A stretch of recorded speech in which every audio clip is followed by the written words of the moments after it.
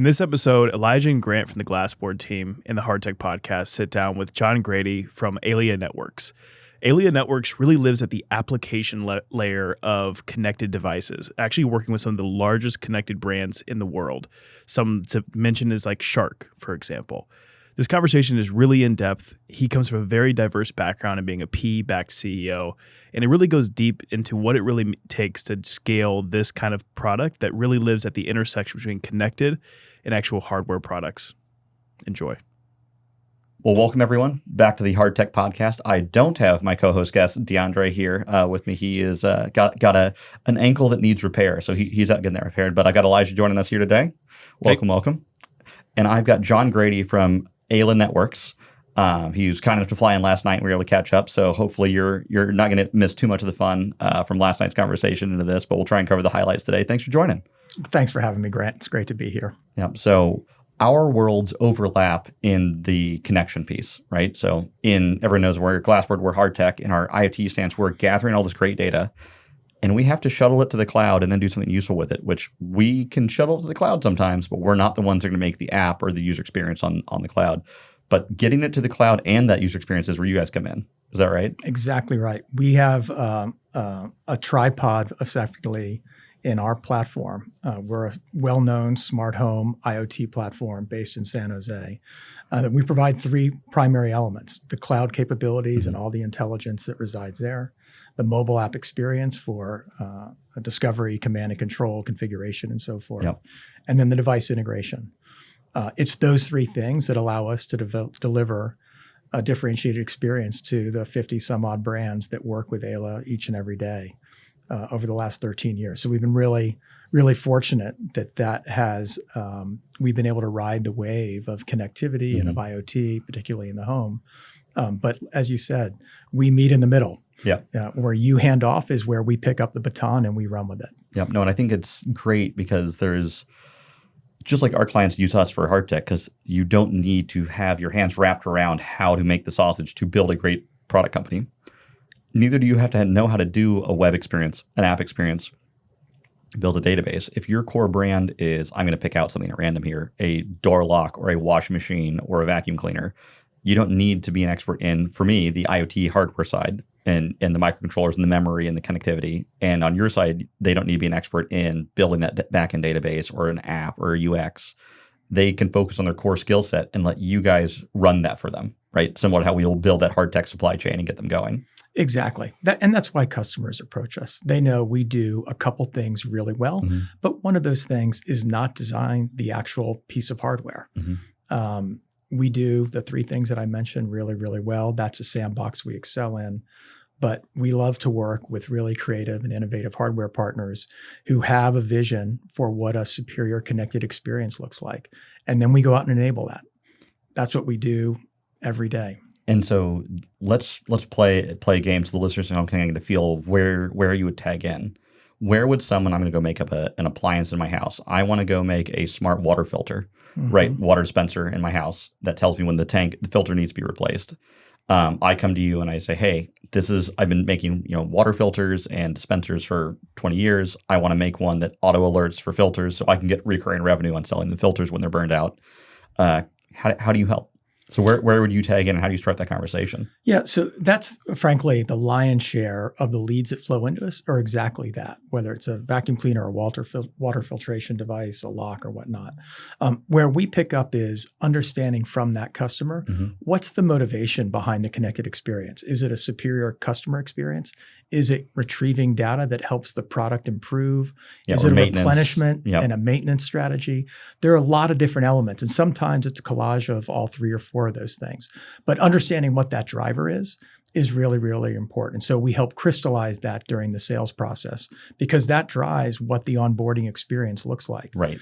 How much of your creative team they need to get access to build that app experience. Exactly. And many of our customers have a team that's deeply embedded in understanding and appreciating the brand and looking at ways to perpetuate that in a mobile experience or in a product experience. Some, though, don't have an idea and they turn to us, and some just say, look, you guys do it, but no bells and whistles. Black and white is fine. And we can do all the above. But we have a professional services organization that really helps filter those sorts of questions out and understand the priorities that our customers have, and then focus on a statement of work that drives the mutual achievement of those things. Yeah, and that's like what you and I were chatting over lunch, that this is the key that you and I both have to do in our service business, is intake customer emotions, wants, needs, and translate those out into a plan, an action set, a list of DIRs. Elijah's been jumping in some really fun projects and having to, we joke that it's the clown with the handkerchief that you just keep pulling, and the user needs and the requirements keep coming if you ask the right questions, and getting the client to describe their experience, adequately. That's what I'm looking for. Yeah, is really hard and takes both art and science to know where to dig. Yeah.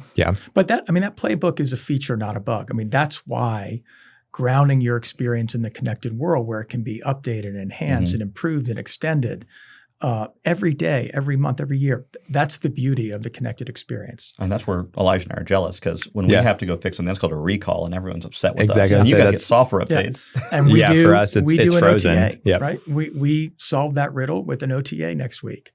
Or we empower our customers to do that OTA. And that's the beauty. So we love I love the handkerchief metaphor, the clown handkerchief metaphor, because that's the type of thing where we're really adding value. We're simplifying that process.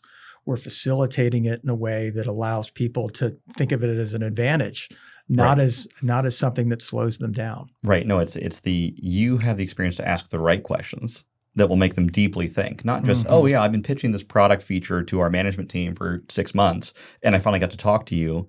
I want you to build exactly what I pitched. The answer is no.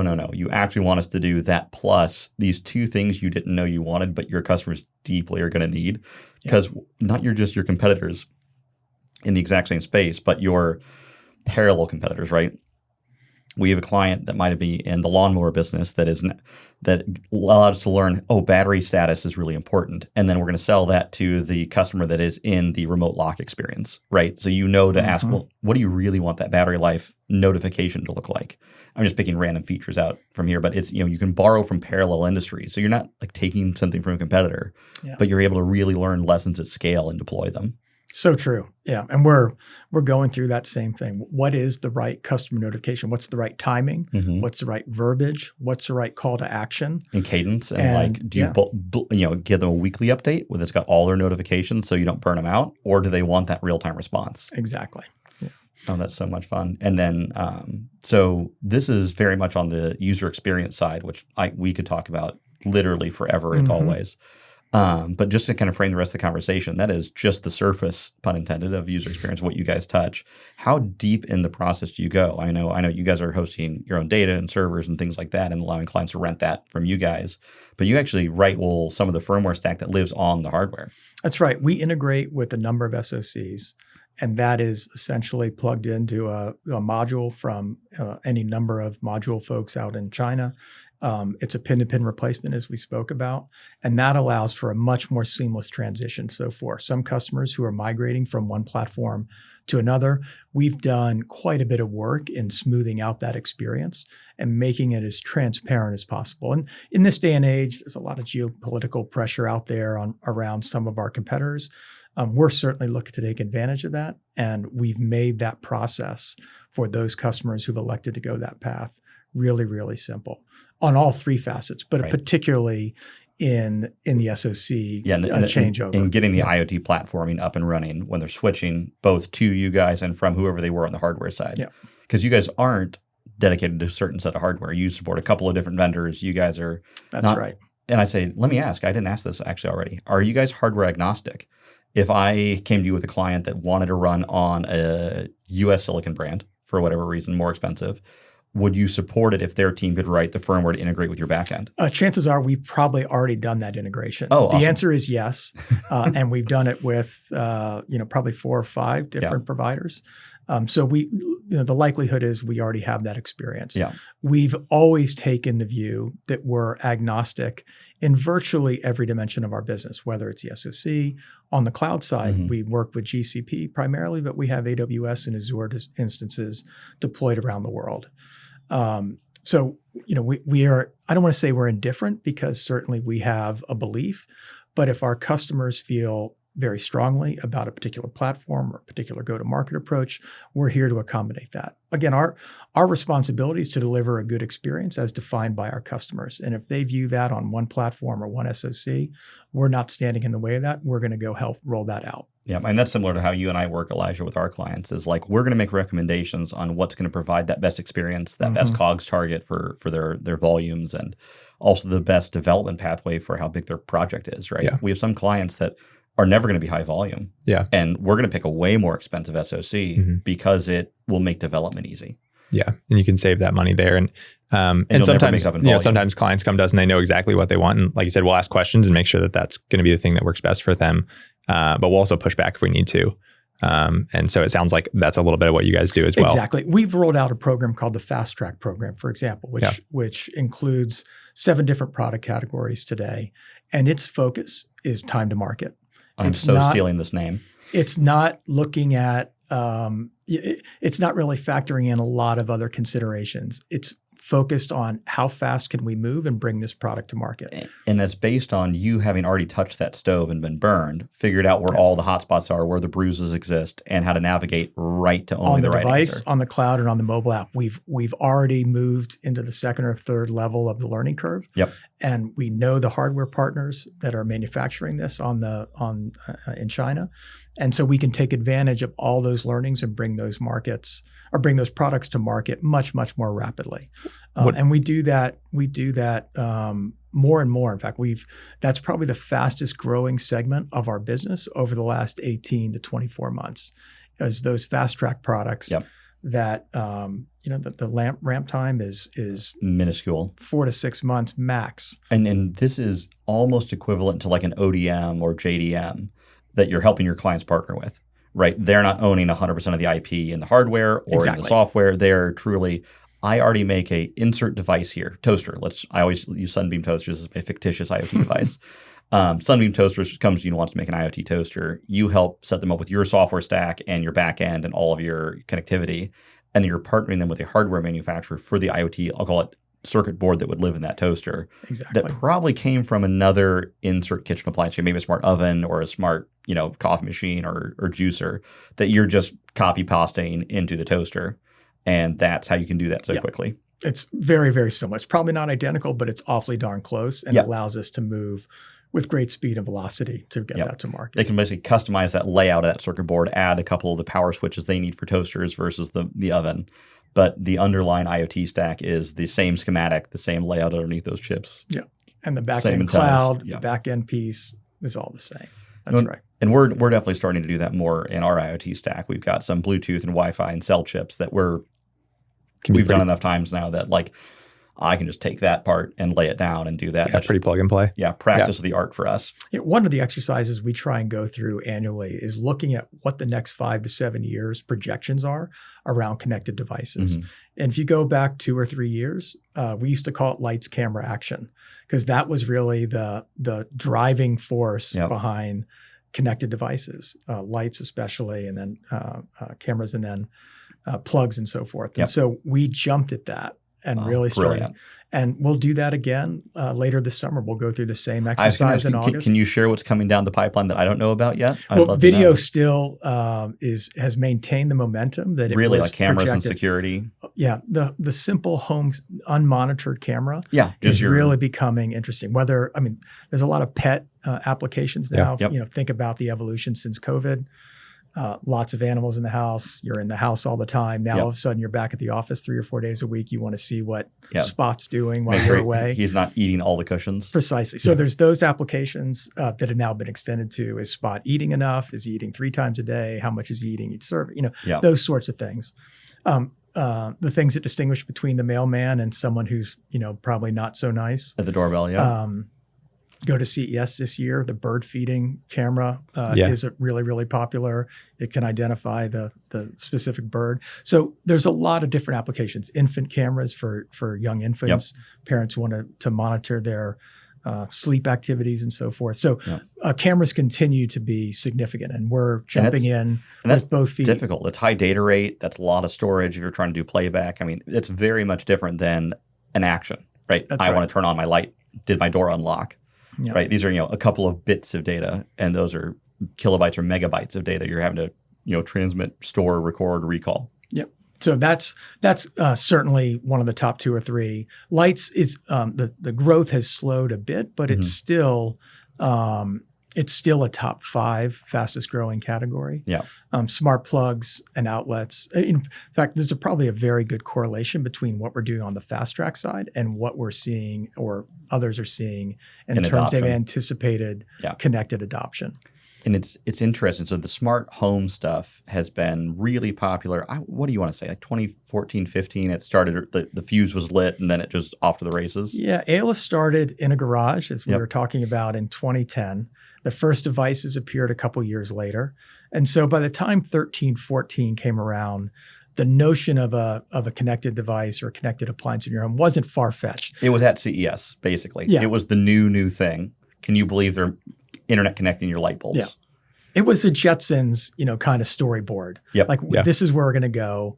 But right now, there are a bunch of concept cars in Las Vegas in January, right? You're exactly right. Yep. And so from there, then we started to see a couple categories take off. And that was really the catalyst for, oh my gosh, look at the possibilities. Right. And look at the value proposition.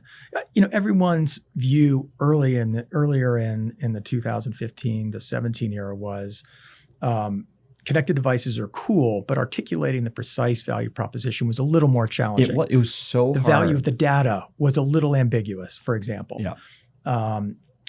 Was the consumer experience with the mobile app, a net favorable? Was it, NPS net score? neutral. Yeah, exactly.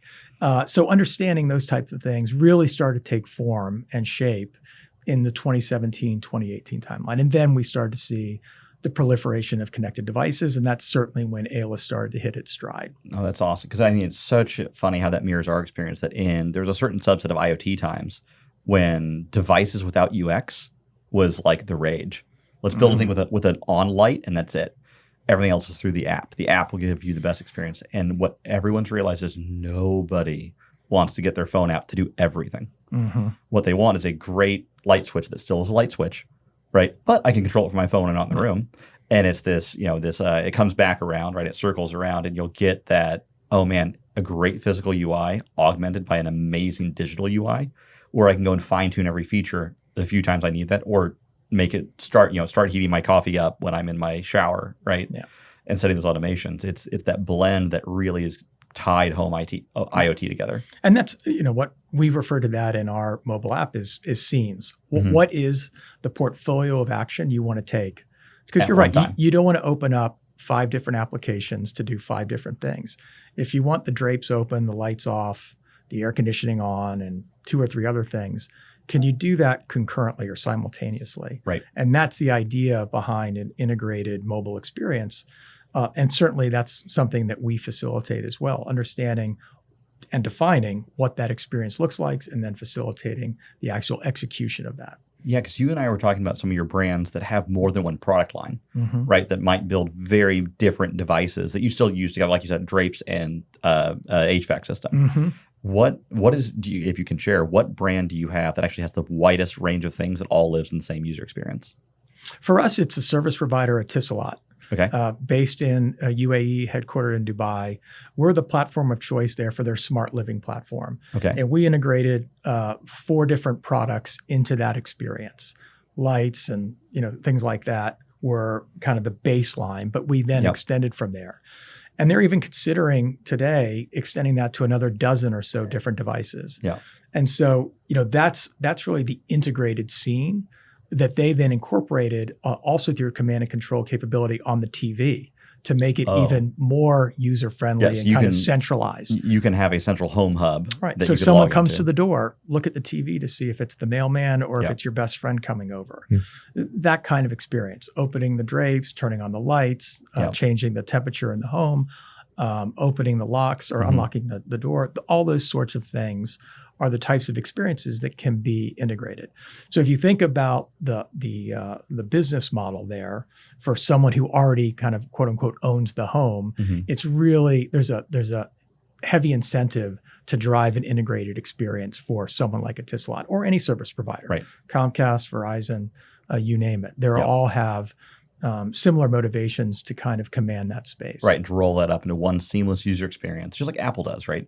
In your Apple ecosystem, you can use your iPhone to control things that interact with your iPad and your AirPods and your Mac and your Apple TV at home, which is the hub for your Apple Home, right? So you got your integrates with your off-brand locks and lights and whatnot, and that integrated experience, right? That's right.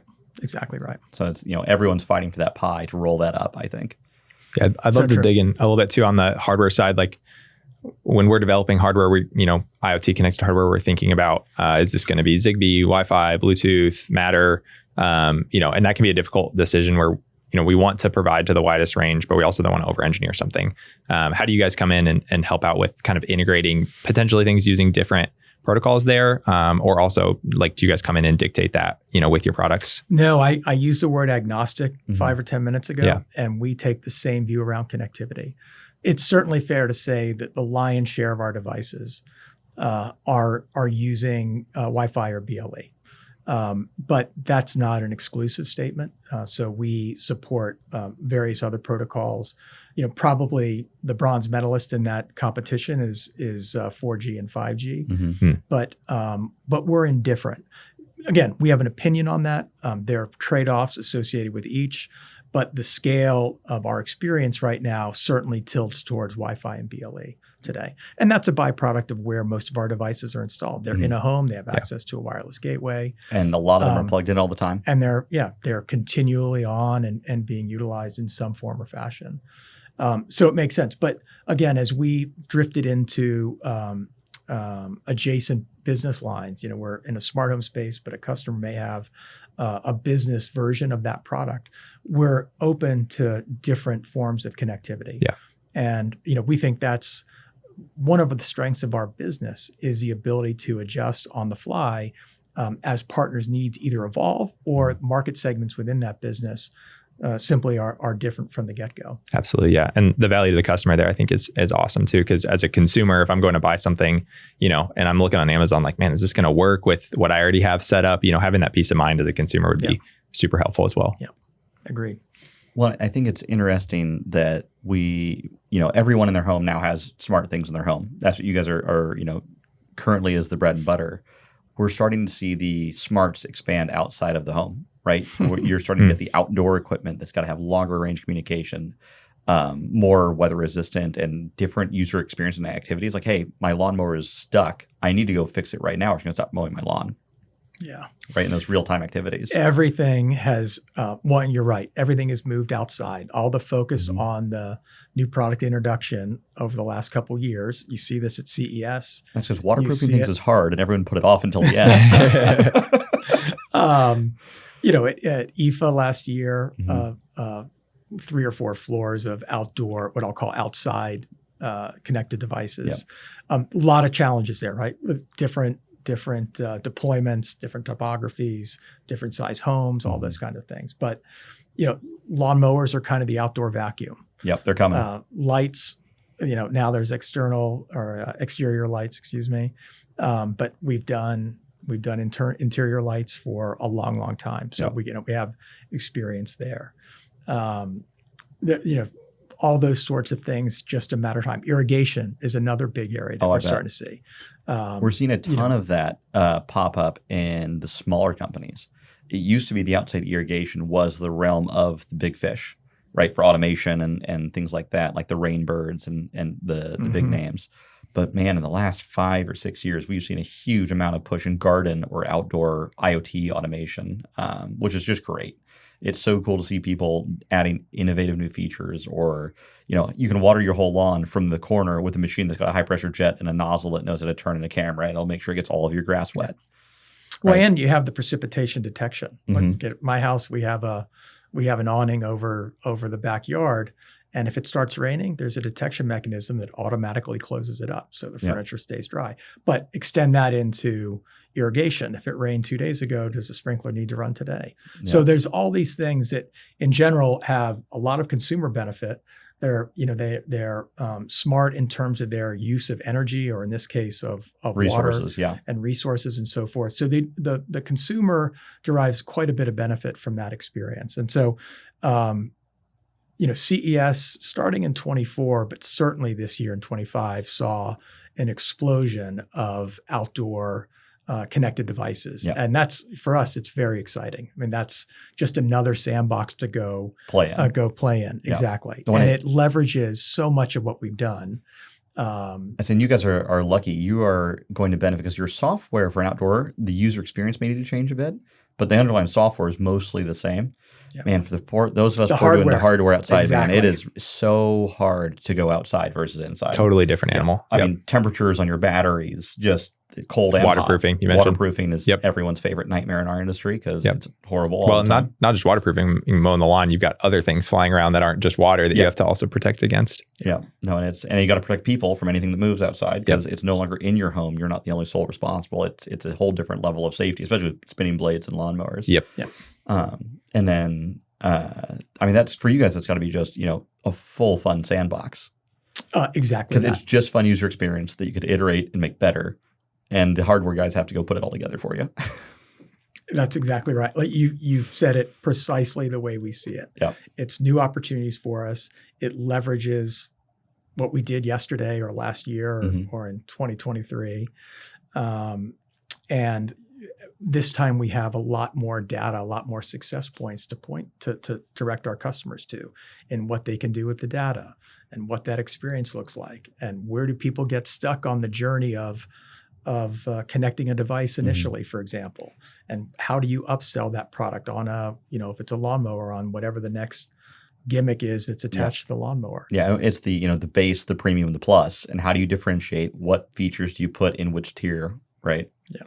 And so, in that, helping clients go all the way, right? You've seen clients go through this enough that you started to be able to coach them into, don't do that. That's going to be a long development cycle. That's way too risky. Or if you're going to, please use this vendor, this maybe regulatory consultant, get them through FCC or insert thing here.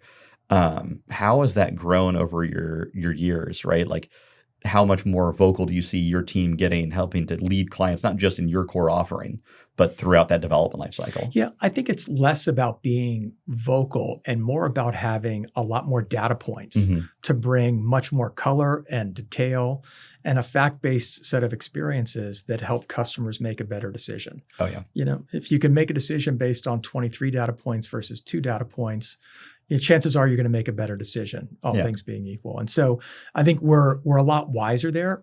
Like I said, 13 million device activations gets you a lot of learnings. Only a few. Good and bad, right? Yeah. We've learned some things the hard way, undeniably. But we've also learned how to make the experience much more seamless, much more simple for customers. And we've also added technology partners to help us in that endeavor. Where we've seen potholes in the road, we've made sure to tack on partnerships that allow us, for example, to understand where in the mobile journey do customers get stuck. What happens when they get stuck, but you repair whatever that is that troubled them? Right. How do you get them? How do you turn that troublesome moment or that challenging moment into an opportunity to get a really good review? Right, or a really good relationship, right? Exactly. So from every stumble, there's an opportunity to correct it and convert that into a moment that really stays with the consumer for a longer time and reestablishes the brand in that sense. It's one of those things, you never know how good someone's customer service actually is until you need it. Yeah. Until something goes wrong. Yeah. It's like even at a restaurant from, electronics, doesn't matter what experience as a consumer you're experiencing. If you have a pretty good or even great experience, that's only okay. You're never going to go tell someone, oh man, can you believe they did this for me? That's just what you expected from the service. But insert thing goes sideways and someone takes care of you and makes it right and makes you feel like you're a valued customer. You're going to tell 10 of your friends how cool that was. They helped you out. And that is true in ways good and bad. Yeah. Right? So if you don't really screw it up. If they have a bad experience, they're, as everyone knows, they're 4.5 times more likely to go to Google or go to Yelp or whatnot. Yelp or whatever the feedback form is. So if you can pinpoint that moment where they're having trouble, get them to stand the bike back up, and then get on a success path. And then say, hey, now's a great time to put that review out there. Yeah. Think about the transformative power that experience has. And that's just one of the many ways that we've, both learned and then developed a partnership to drive that kind of improvement in the journey. Yep. Because look, every connected device, most connected devices today are purchased only after looking at online reviews and understanding what brand provides the best experience or the best support or the best or the least amount of bad experiences. Right. Yeah. And certainly connected products are much less impulse purchases, as you probably both know. They're much more often to be researched. They're much more often to be comparison shopped and so forth. And so that really begins to matter. And let me guess, I just want to see if I can guess this right. The time in which the customer has the most likelihood to have a terrible experience is in setup. Absolutely. It is, how do I get my thing on my Wi-Fi network to do the thing that I wanted to do the first time? Yeah. Because even for us in the hardware, that's actually the worst part. How do we make sure all of our code and all of our transitions to the microcontroller of which radios it's communicating over? Because you always start on Bluetooth, right? It's always you're searching for a Bluetooth network so that it can connect to your phone, and then your phone can tell it what the Wi-Fi password is. Because smart door locks don't have QWERTY keyboards on them to enter in your Wi-Fi password. Yeah. So we have to bridge that connection. And if you screw that up, it might lose comms. Yeah. Right? Yeah, you probably came across the same great research from our friends at Parks and Associates early in the week. It found that 20% of customers experience some sort of challenge in just connecting the device initially. Mm-hmm. And that's both a problem, but it's also an opportunity, as I mentioned a moment ago. But you're exactly right, Grant. That's where the lion's share of the problems with lots of things, with cars, everything. Connected devices, high-speed internet connectivity upon installation. All those things are the most at risk in their first 30 days. And for most connected devices, their first 30 seconds. The first weekend you go out to install them. Mm-hmm. And, remember, the connected portion is only the first half of it. In many cases, they're doing the physical installation of the camera or the light, and then they're going in and trying to connect it. So look, it's a path that's fraught with risk. And we have a couple pieces of that we're really working hard to smooth out. But as you mentioned earlier, you guys have some of the harder challenges in understanding what the design is of that device to simplify that physical installation experience. And write the right instruction manual. I mean, we learned this lesson in such a fun way with a feminine care product that the instructions matter more almost than the product experience. Mm-hmm. If you're trying to get someone to do something they've never done before in a different way, you need the right words, the right imagery, the right pictures, the right story to tell in that instruction manual to help them get themselves unstuck without making them feel like they're being talked down to. Mm-hmm. I think that was such an interesting experience for our team to learn. Because with that, it was an FDA-regulated device. So we actually had to go do formal user studies. And if someone wouldn't follow the instructions properly, we failed. Because it had to be cleaned properly every time it had to be used. And we would have people come and do the user study and miss one step. And if we can't make sure that the average user does every single step every time, we can't put it on the market. And so we got really good at nailing that balance between something that felt good, an experience that was amazing to read, to understand, to never feel like you're being talked down to, or you're having to be a scientist to figure out what's the next step. And that middle ground is super challenging from a user experience perspective. And that's not to beat a dead horse here, but that's the beautiful thing about a connected experience. You have that relationship, that communication line to the customer to help them navigate. And you're going to get feedback. That's the beauty for you guys. So we had to go run a pretty large user study at expense, again, early on, probably eating our veggies, good to do in product development, but you guys get to benefit the area under the curve of feedback forever. Mm-hmm. You're getting constant and consistent user feedback. You can see statistics in that feedback in a way we couldn't with our numbers, because no one with a good that's all silicone and plastic, they're not going to call you and tell you that one thing they wish was better. But man, if there is a support page of, hey, this part of it sucks too in the forum, they're probably going to comment that if they're already in the app. And that's the type of information that our customers, like we talk about the journey and wanting to be always improving that journey, but our customers want to improve that product. And so that data becomes so powerful, so valuable and rich. And that's what we're routing back to them. And they're then taking advantage of all the goodness that offers. Yeah. And so you're the true answer to what do you do with the data? You guys have learned enough and got enough data that these are the kind of actions you should do on your data to go see the insights, to go make insert product. I'll pick on Sunbeam again. Make a better toaster, make a better experience for those using that toaster. Yeah, that's we facilitate that information flow back to our customer and their engineers, their hardware teams, their product leads, go make sure that kind of thing is always kind of embedded and integrated into the continuous operation or continuous improvement process inside those operations. Oh, that's awesome. So expanding out past the home and expanding out past the outside of the home. Are you guys? I know you guys are very heavy in the the end user of the device being a general consumer. Do you guys do a lot of work in either the industrial space or the med device space? Because what we've seen recently, which is really weird, is that consumers for once were the early adopters. Mm-hmm. Usually, you get these really high tech things that happen in industry first because they have the money to do it. But ironically, in IoT, they tried industry first and no one adopted it, and everyone in their home adopted everything. And here at Glassboard, we're starting to see this real turnover where we get more med device clients and more industrial clients clamoring for new IoT things than we're seeing in the consumer space. Yeah. I mean, it's weird that our consumer electronics are getting simpler and cheaper. Yeah. And our industrial and our med device stuff is getting expanded. Are you seeing those trends yet, or should I make some introductions for you? Yeah, both. Up? Yes and yes. So it's funny.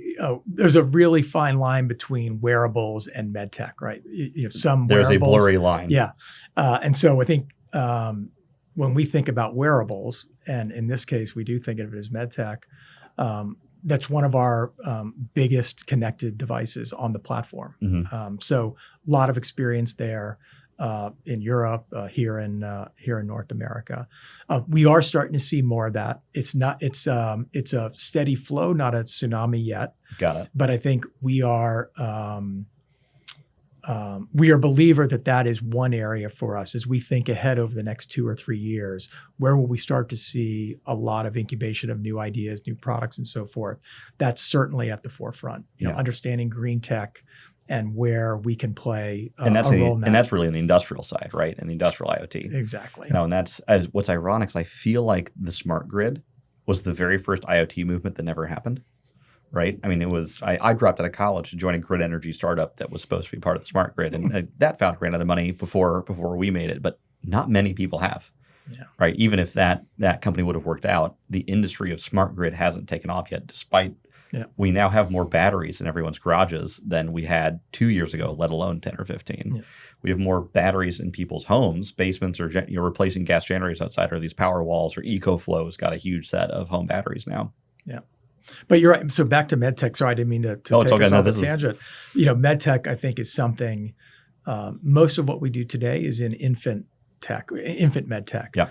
And so the extension of that into senior care is very logical, I think. Or acute care even. Exactly. Getting there. Because I think you and I were talking at dinner that remote patient monitoring, remote patient monitoring is just starting to take over medtech because it's a way to break into a payer system because you get reimbursed for remote patient monitoring. And it breaks you into something everyone understands. But it allows you to do the thing your med device does that's special at a small scale and then get enough data to do it at a big scale. Yeah.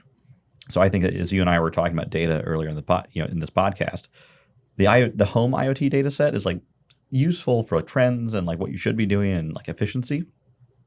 The healthcare industry data is truly going to be life-changing and saving. Mm-hmm. I mean, learning a little bit more about yourself or a patient in a hospital or your treatment plans. I mean, Elijah, you and I are working on a couple devices right now that just record how you respond to treatment over time. It changes the treatment based on how you respond to it. Well, and having that connected data too of how somebody in one place may have responded to a certain treatment, and being able to have access to that data when a new person comes in that previously that doctor might not have had access to that data. But now it's all connected, it's all in the cloud, and they can go and look at previous cases and look at the way that this one might be similar or might be different to a previous case. Well, and the doctor doesn't have to make the comparison with machine learning and large language models getting so good. The doctor can ask, hey, has any other patient responded like this? Yeah. and it's going to go pull up those exact records so the doctor can review the other 3 patients that did that exact same response curve, not just AI hallucinating what the doctor's supposed to do. Yeah. But it's finding the right data set in the sea now of collected data on personal health or specific health metrics or gains in physical therapy or skills that people are regaining after an injury. Yeah. So time to care is going to come way, way down. And that's one of the exciting derivative benefits of what we're starting to see in medtech. And the other one that's really fun is the gamification. I don't know if you've got too many clients in this space that you're getting doctors and really device makers to trick patients into eating their veggies, doing their exercises, taking their medicine on time. And having fun doing it. And they're tricking them into becoming better, healthier, insert positive up into the right metric here because they're gamifying the experience the same way that video games have gamified it both, on consoles for all of us growing up originally of, leveled up, this is good, I want to go to the next level, all the way to the smartphone, the Angry Birds insert thing here of that constant, I can check it now, I can play it for a little bit, I can see my progress. And it's really, I think, going to revolutionize medicine without more drugs, without more treatment or more thing. It's just going to be coaching you into living a healthier lifestyle because you have so much data. Yeah. So I'm really excited by the prospects that medtech is going to introduce to us over the next couple of years. Wearables is well within our strike zone. Yeah. And so we're starting to see a little more curiosity there and hope that becomes that tsunami I mentioned a little bit ago. Yeah, no, it's coming. So I'm probably the canary in the coal mine because I think the hardware's got to be there before the software becomes the problem that you can then start helping for everybody. But no, it's we're seeing on our side, and it's just exciting because half the time we're not even building a new device. We're not reinventing a new med tech. It's not academic tech transfer. We're getting existing companies coming to us with they've been making this thing for 30 years, and hey, the doctor usually reads the screen and reacts in the moment to whatever's on the screen of this data set. Can you ship it to the cloud so we can go ML it and find patterns over years instead of instants? And that's just, for us, so easy and empowering. Now, another whole episode is FDA compliance and software, how hard that's become in the last 6 years. But we can burn that bridge when we get there. That's outside of our area of responsibility. That's a problem you and the customer have. Yep, it's super fun. Good times had by all. But no, this has been super fun, John. Thanks so much for coming in. Grant, thanks so much. Great to be here. So no, for all of you listening at home, we'll make sure to keep tabs on the IoT space here, both with Ayla and the coming IoT wave that's continuing to hit us. So thanks for joining. We'll catch y'all next time.